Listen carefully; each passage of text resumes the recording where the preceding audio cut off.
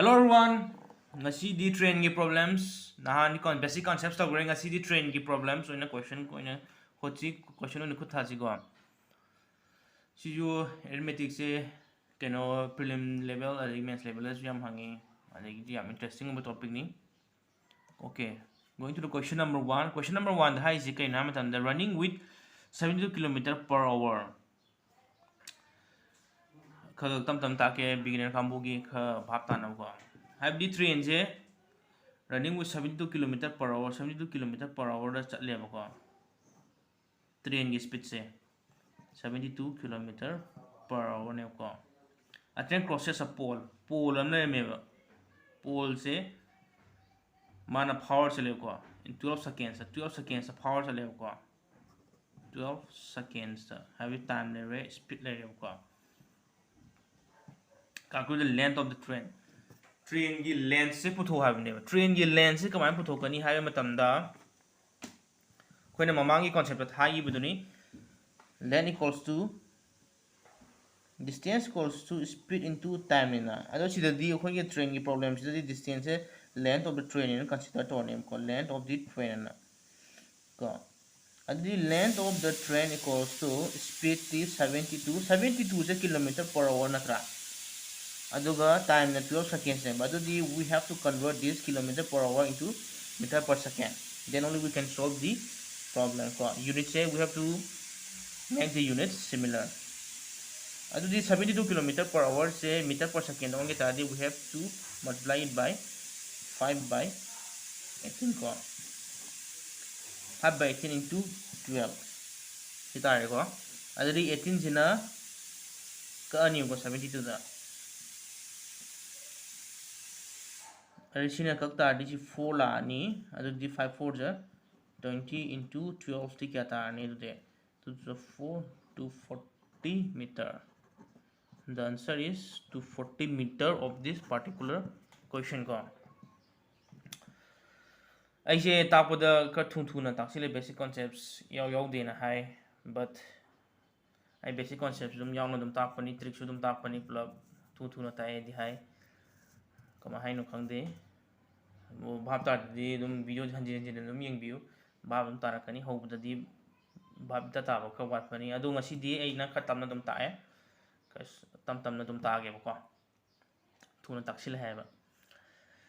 a 500 meter long train with a speed of 90 km per hour can cross a man in how much time chi thai je koina he yeng badane puthu hai buje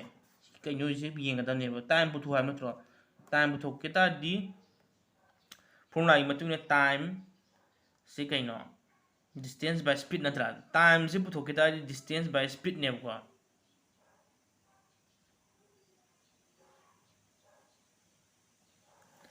adi equals to distance by speed have the distance kya no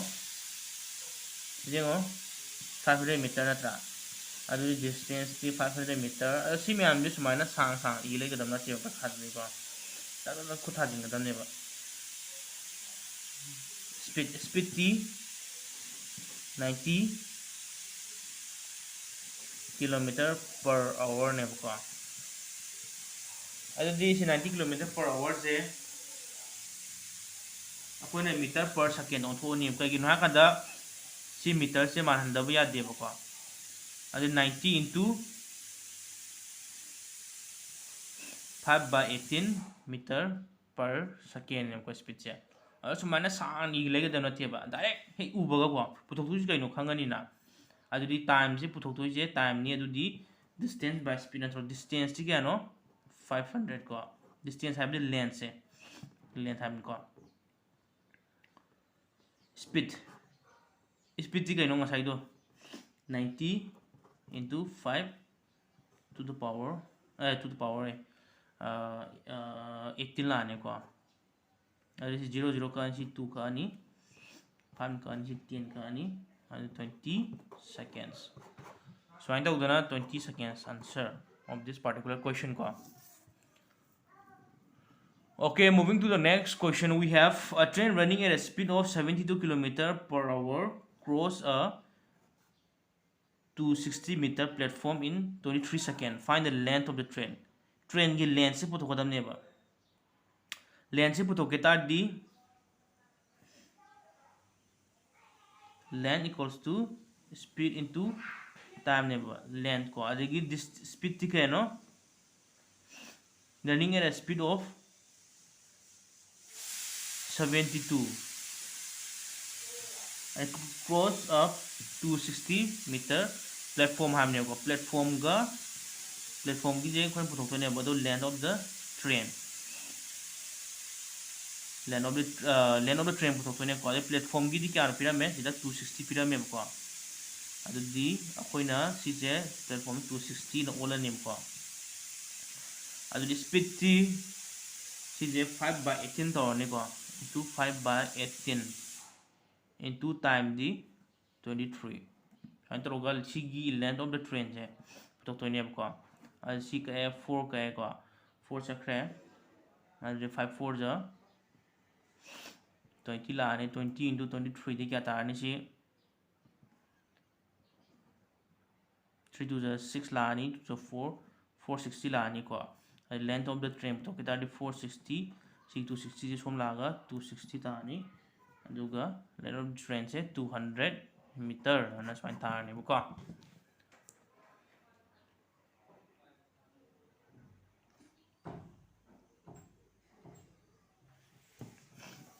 okay adudi question number 4 we have question number 4 and question number 4 na high can a train crosses a man with a speed of